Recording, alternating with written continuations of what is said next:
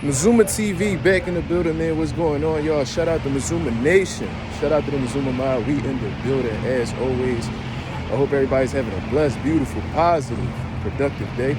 On my way to go get it as always. I hope y'all doing the same. On the road to 2K. I think we just hit like 1,050 not too long ago, man. Shout out to the nation. Shout out to the mob for making it happen, man. I appreciate the support. What I want to talk about today is a report by Michael Benson. You know what I'm saying? He put out a little tweet, I believe, yesterday, and I was going to talk on it, but I didn't even get on live, man. Needed to catch up on some rest. But I found it very intriguing. Unfortunately, Showtime is cutting off the boxing portion of their network going into 2024. You know what I'm saying? So he was pretty much saying the last 3 fights that's going to be on the platform before they pull the plug. You know what I mean? And obviously, it's going to be Demetrius Andrade, David Benavidez.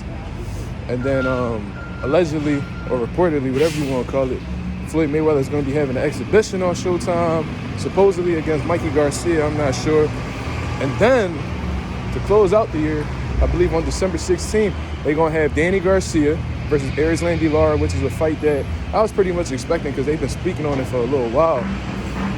Along with the most interesting one, the one that stood out to me the most, was Keith Thurman and Stanionis. You know what I mean? Now, that's a good fight. You know what I mean? I'm not really mad at it, you know. But what I'm really mad at is how the way that these dudes are just going around Jaron Ennis, man. It's absolutely disgusting, and it's something I can't really ignore. You know what I mean? And it's blatantly obvious in my opinion.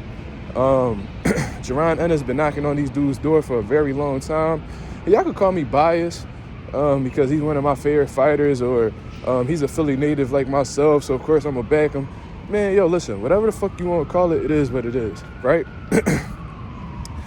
But what I really want to say is how these dudes are just really going around him and fighting each other. It low-key reminds me of back in the Guillermo Rigondeaux days when Carl Frampton and Scott Quigg didn't want no smoke with Guillermo Rigondeaux regardless of whether he was champion or not. So they fought each other for his belt.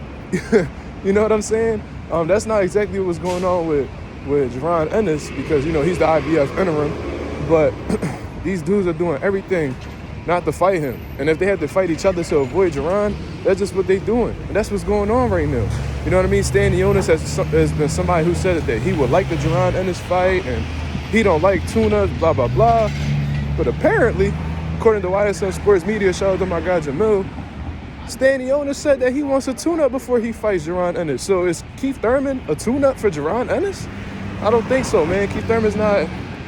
regardless of whether we like him or not, he's not a tune-up for anybody. You know what I mean? He's actually one of the best guys in the division, whether we like it or not. And that's something that we have to acknowledge when we talk about him. So is it necessarily a tune-up? No, not at all. So that's bullshit. I call bullshit right there. We already know what's going on with Keith Thurman. Keith Thurman talking about that if he beats Jaron Ennis today, it does nothing for him tomorrow. Bro, what does Stanionis do? Is Stanionis a bigger name than Jaron Ennis? Absolutely not.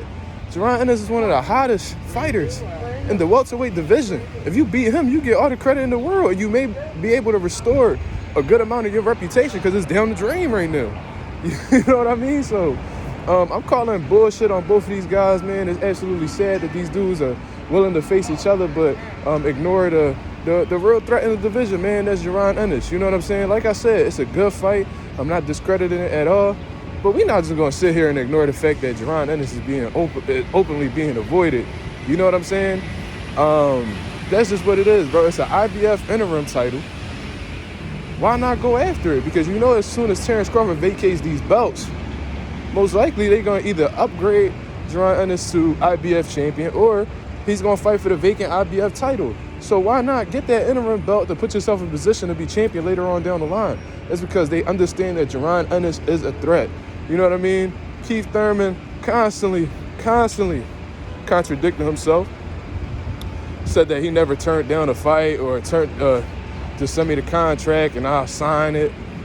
You know what I'm saying? All this type of bullshit. But, bro, for you to get a contract, you have to accept an offer. And Jaron Ennis and his team, along with Showtime, have sent you multiple offers, and you turned them down constantly.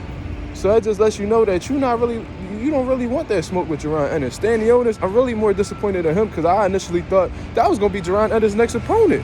You know what I mean? I really had the impression that Stanionis was going to step up to the plate and fight him, but from how it looks like Jaron Ennis is going to be fighting Cody Crawley. You know what I mean? Which is, it's not a great fight, but I can't shit on Boots for that. Boots wants to fight these guys. They don't want to fight him.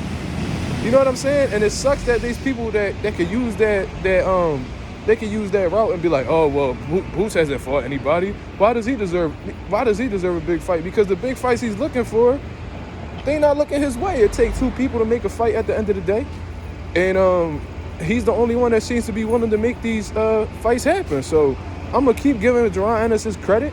You know what I mean? I'm not going to discredit him for not having depth in terms of his resume, because it's not his fault. You know what I'm saying? So that's just what it is at the end of the day, bro. These dudes fucking funny style, bro. Keith Thurman is a clown. That's exactly why he's in the predicament that he's in right now. That's why he's not the star that he was supposed to be. That's exactly why nobody respects him. That's why he getting into arguments at fights and on airplanes and shit. Imagine that. Fans are pressing you on a flight on your way home. Like, that's how disrespected you are in boxing. That's how much people don't respect you in boxing. You know what I mean? And the Stanionis, you know what I mean? I guess his team whispering shit in his ear just to take the Keith Thurman fight because it's less of a risk and you still gonna get a nice little decent bag. It is what it is, man. These dudes funny style, man. Stanionis is a duck. Keith Thurman been a duck. It is what it is, man. That's my thoughts on the situation, man. Y'all let me know what y'all think. This is Mazuma TV. Shout out to the nation. Shout out to the mob. I'm out of here, man. Peace.